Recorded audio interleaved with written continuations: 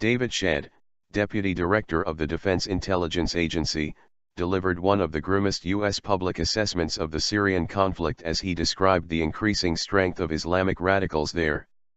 His sobering analysis was echoed by David Cameron yesterday. Syria is a very depressing picture, and it is a picture which is on the wrong trajectory, the Prime Minister said on the BBC's Andrew Marr show. There is too much extremism among the rebels.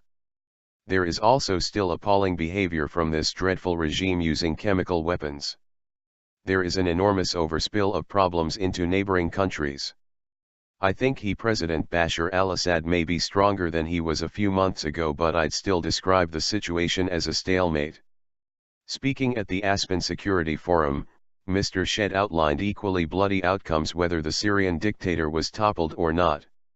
If Mr. Assad clings to power, he will be a more ruthless leader who will live with a legacy of tens of thousands of his civilians killed, he said. But if he was ousted, Mr. Shedd predicted a widening sectarian conflict between Sunni and Shia Muslims that would tear Syria apart for years to come. Mr. Shedd noted that al-Qaeda in Iraq, a force that was almost wiped out by U.S. forces in 2007, has been revived by its role in the conflict. Al-Qaeda Iraq will emerge stronger as a result of its experiences inside Syria, he said. His comments came as a wave of car bombs ripped through Shia districts in Baghdad and at least 65 people were killed across Iraq, taking the death toll from bombs and attacks this month to more than 520. With July on course to be the deadliest month there in 5 years, the outgoing United Nations mission chief in Iraq added to the dire analysis for the region last week. Martin Kobler told the Security Council said that the escalating violence in Iraq was a direct spillover from Syria as the battlefields are merging.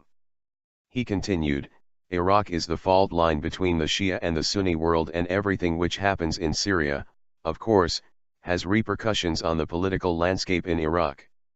Mr. Shedd acknowledged the challenge of identifying and helping moderate Syrian rebel forces.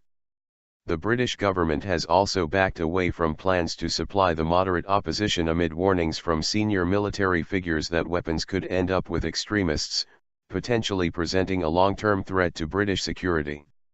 Mr. Cameron also rejected the urban myth that his wife Samantha urged him to take a tougher line on Syria because of the humanitarian crisis.